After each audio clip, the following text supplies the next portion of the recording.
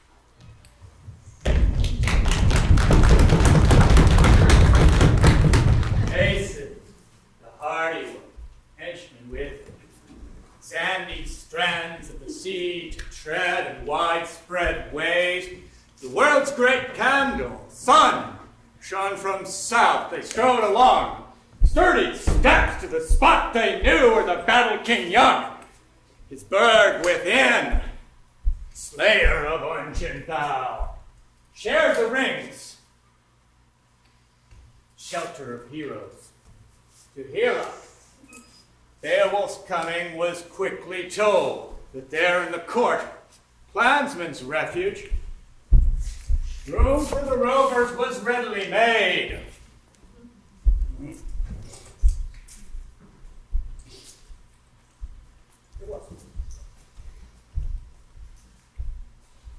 By his sovereign he sat, unsafe from battle.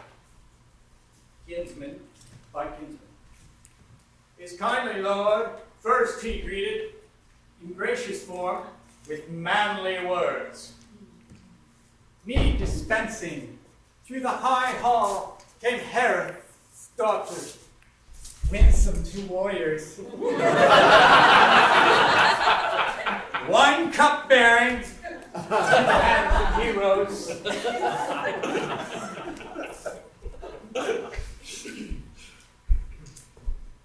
Beowulf then, his comrade fairly with questions plied in the lofty hall, sore longing to know what manner of sojourn the sea ye ought make.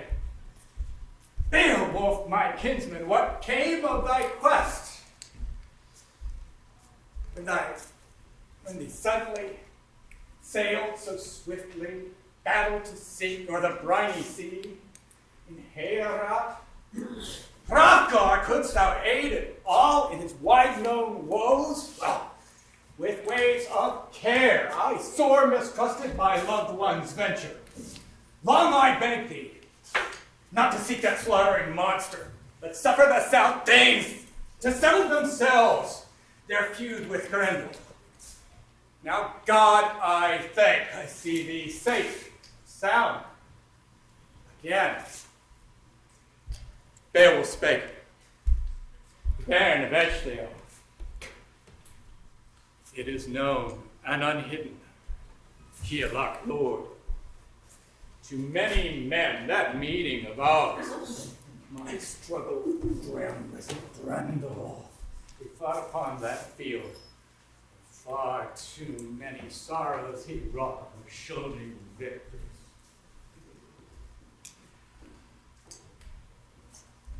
Evils unending.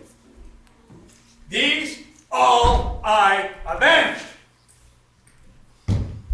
No boast can be, for breed of Grendel. Any, on that day, for that uproar at dawn, must be the longest lived of that loathsome race, in fleshly fold. But first, I went Keelock to greet, his hall of gifts.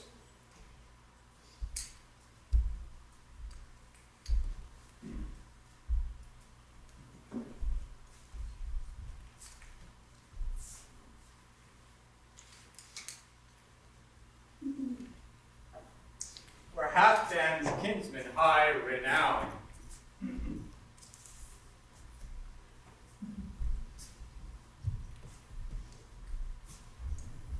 Soon as my purpose was plain to him, assigned me a seat by his son and heir. Lusty liegemen, in my life days, never such merry men in mead hall have I heard under heaven.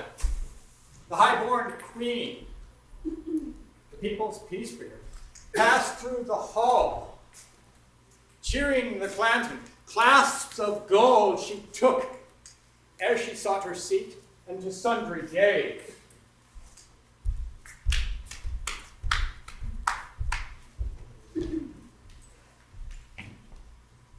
At times among the hall thane, the daughter of Hrothgar bore the ale vessel to the earls in back. Friawaru, I heard the hall sitters call her, as the studded treasure cup was passed among them. She is promised, young, gold adorned, to Ingeld, gracious son of Frodo, of the Hyadabards. The ruler of the Scyldings, the kingdom's protector, has ordered this, has accepted the counsel that his share of feud and slaughter should be settled with this young woman.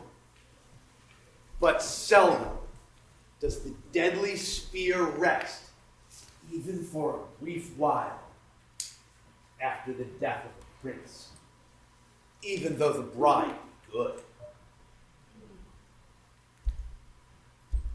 I do not think Ingeld will be pleased, nor any of his retainers, when behind that woman goes a noble son of the Danes, received with honors, and at his side glitters an ancestral heirloom, hard, ring-adorned. It was once a Hyadabard treasure, when they were able to wield their weapons. And in that deadly shield play, the Danes undid the lives of the Hyadabards and their own. Then an old spear thing, who remembers the deaths of all those men, sees that sword. He speaks over his bier. His spirit is grim. He speaks his innermost thoughts. To a young warrior, he urges thoughts to awaken war with his words. He says, "Do you, my friend, recognize that sword? That sword belonged to your father. He carried it in his last adventure under the helmet, that beloved iron. When the Danes struck him, when they killed our beloved hero Witheryield and ruled the field of slaughter, those valiant Scyldings, now some son or other of his slayer struts across this floor, bears your father's sword, which ought by right belong to you." He continues urging, constantly awakens hatred in that young man until Friawaru's retainer for his father's sins, sleeps, blood-bearded, his life forfeit. His slayer escapes. He is not caught, for he knows the country well. Then all the sworn oaths of earls are broken on both sides.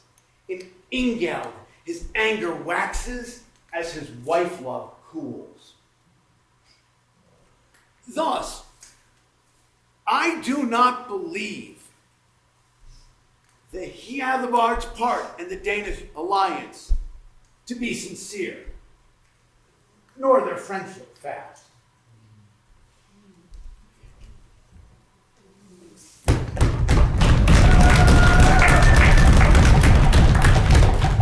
I will tell you more of my fight with Grendel. Give you my story. Describe clearly for my king and friend that hard hand battle. When heaven's gem glided under earth, came an angry guest, blood-minded monster, to that mighty wine hall where we all waited, mortals. Seized Hanshu, us slaughtered him there, doomed companion. He died quickly, good soldier friend. Grendel murdered him, crushed him greedily, gulped all of him. Whole he was swallowed, head to foot. None the sooner for that would he stop his murdering, bloody-toothed killer, baleful visitor. Not yet was he ready to run from that hall. No! Sure of his strength, seized my fingers in his great claw hand. A glove hung on him, wide and deep-fingered, woven by elfsons, death-bloody trap-trimmed skillful hides, dragons, hell's murderer. He hoped to stuff me in that huge corpse bag, cram me inside, carry me from Halo. One more thing. I waited no more. Stood to greet him, grappled his hand. It's too long to tell how I tamed that monster. Gave him revenge with my good hand grip. For the Danes' hardships, Beowulf, my lord, I found for you glory. Fiend escaped, held to life breath for a little bit. Left behind him high beneath the gable, his hand on the wall. Wandered in sorrow to that foul thing. Fell to his death. For that grim battle rush, the guardian of the Danes heaped me with heirlooms, horses, and armor, many a gold gift. When morning sun rose and benches bright banquet hair out, there was song and laughter. The Steerdane's king stretched his memory for stories of child.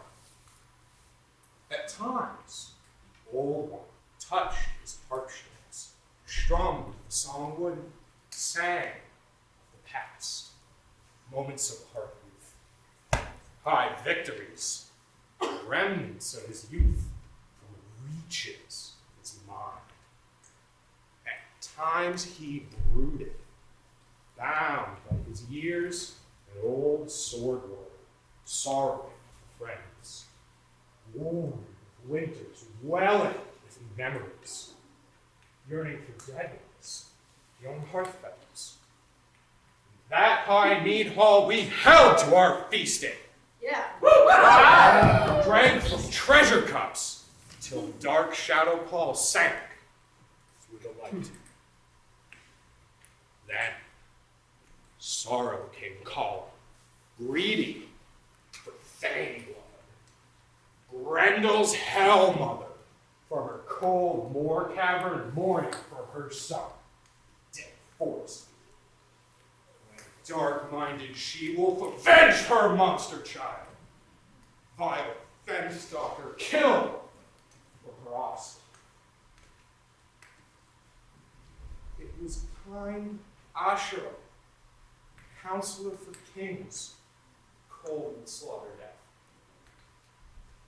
Nor could they find him when night shadows paled. Bear up his body for burning from high. Lift him to the pyre, beloved companion for funeral flames. She fetched his corpse through that dark forest track to her deep water den. That was for Hrothgar the hardest of griefs.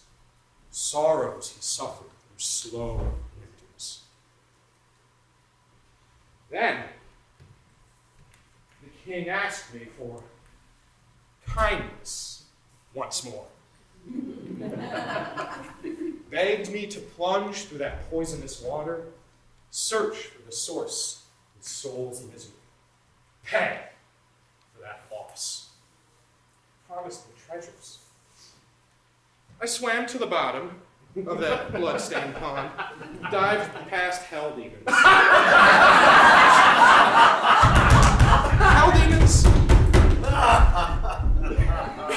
To that deep monster hole where that devil she-wolf grabbed me inside. For a while, we wrestled, raged through that cavern. Near well with gore from Grendel's mother as I carved her head off in that cavern of death. Yeah. Huge giant sword. From hell's earth cave I rose with my life, unready for death. Then that son of Halfdan, in his hall once more brought marvelous treasures to mark my baby.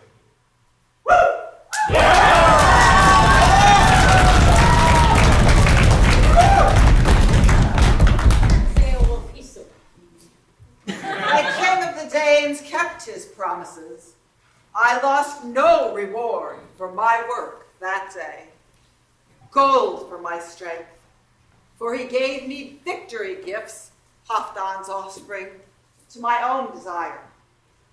I bring them to you, best of all kings. Give them with pleasure. My place is in Buckley, my life at your service. For little do I have of kin in this earthyard, closer than my lord. He bore to his guardian the golden boar banner, bright burnished helmet, hand-linked mail coat, gold-handled sword, the Aat champion's oath. Hrothgar gave to me this great treasure sword. Words come with it, born from the king, with this best of heirlooms. He said that Hrothgar held it for his own, lord of the Shieldings for long valley years, nor would he give it to his good male child, beloved Hrothgar, though his heart was strong. Use it as you wish, my young warrior king. Then, as I heard, to the hall came forth 4 war horses, well-matched, foot-swift, apple-fallow stallions. He served his king there with kind words and treasures. So a kinsman should do. No weaving of death nets for his dear companion, no sly treachery or trickery designed. To King Haelach, helmsman of the Aats, his nephew and friend, was fast in promise, each man to the other mindful of gifts. To Hige, the fair one, he bore the neck ring. Since that bright feast day, her breast was enriched with that royal gold gift. 3 horses he gave her, haltered and saddlebred. So he lived in honor, Ecgtheow's son. Heart-strong warrior, born to high praise by pride and mind strength. Not poisoned with ale did he slay his hearth friends with hard murder blades. He held to his strength, strongest of them all, through those long life days loaned by the wielder, harbored it well. In the hall of the Aeots, as he grew to manhood, no good was thought of him. Nor did the Aeot lord grant him renown, make him treasure gifts on mead benches there. Warriors believed that his worth was little. Yet change came to him, courage and war strength, as he climbed to manhood.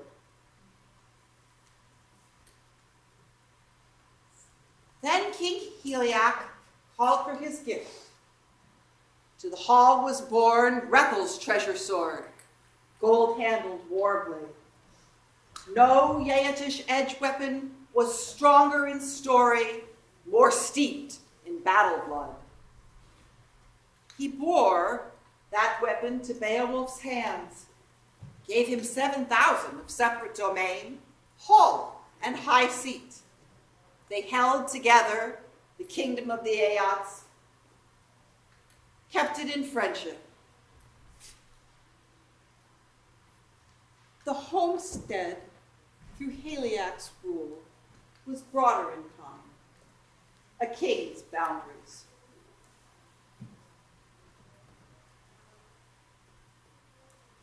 Long afterwards, in lingering years, after sharp sword swings sang in anger, and death found Heliac by distant waters, after battle suites came, crossed into Gotland, brought to Herodred baleful spear clay, bore him from life in the land of the Aeots. Hailed from the gift throne, Heroric's nephew. After Beowulf rose to rule that kingdom, fathered the Aeots for 50 winters, learned through the years the lessons of the throne. Once more, a monster moved through the night. A raging flame dragon ruled in darkness, fire-grim guardian of a great treasure mound, steep stone barrow. A secret pathway led to its wealth. Wandering fugitives stumbled inside by the sleeping dragon, stole from that treasure studded ale cup, jeweled gold vessel. That jealous gold guardian did not hide his wrath, raged at that theft by a sneaking runaway. Soon the Aeot folk found that his fury fell upon their land.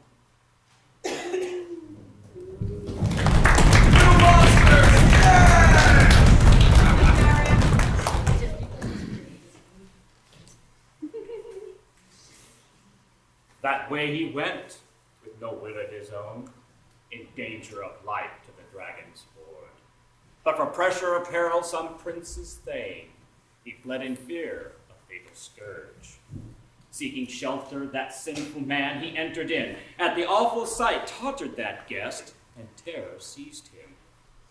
Yet the wretched fugitive rallied him on from fright and fear, and he fled away and took a cup from that treasure hoard. Of such besides there was store enough, heirlooms old the earth below, which some earl, forgotten in ancient years, left the last of his lofty race, heedfully there had hidden away dearest treasure. For death of yore had hurried on hence, and he alone left to live the last of the clan, weeping his friends, yet wished to bide, heedfully there, warding the treasure his one delight, though brief to spite. The barrow new ready to strand and sea waves stood near. hard by the headland hidden in clothes. There laid within his lordly heirlooms, and heaped hoard of heavy gold. That warden of rings, few words he spake. Oh, now, earth, since heroes may not what earls have owned. Lo, erst from thee brave men brought it, but battle death seized and cruel, killing my clansmen all, robbed them of life and of each man's choice.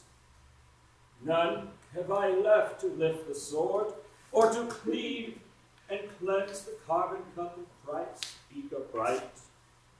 My brave are gone, and the helmet hard, all haughty with gold, shall part from its plating.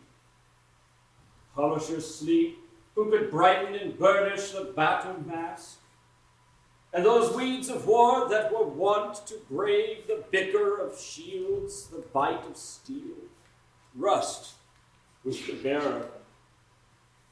The ringed mail fares not far with famous chieftain at side of hero, no harp's delight, no gleehood's gladness.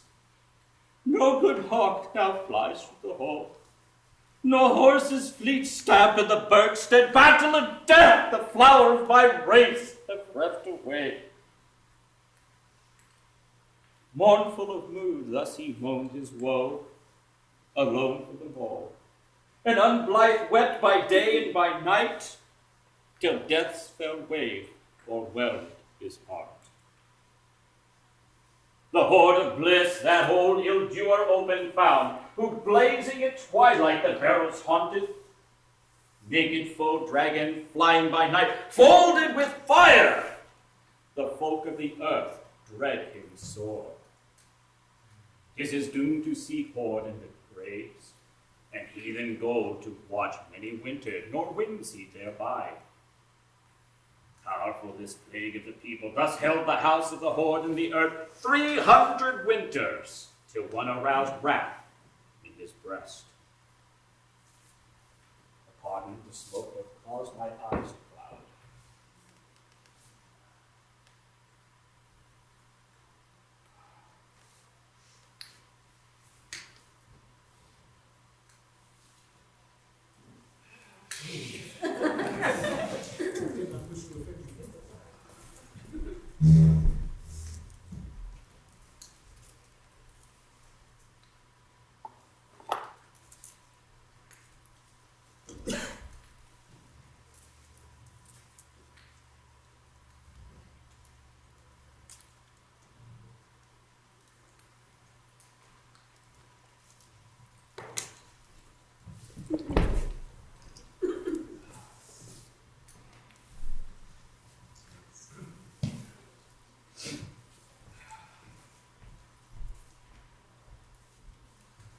To the ruler bearing that costly cup, and the king implored for bond of peace.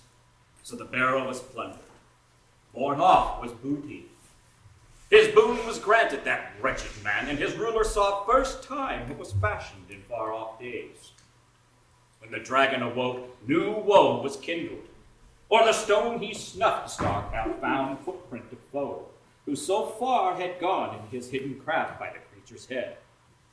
So may the undoomed easily flee evils and exile, if only he gained the grace of the wielder.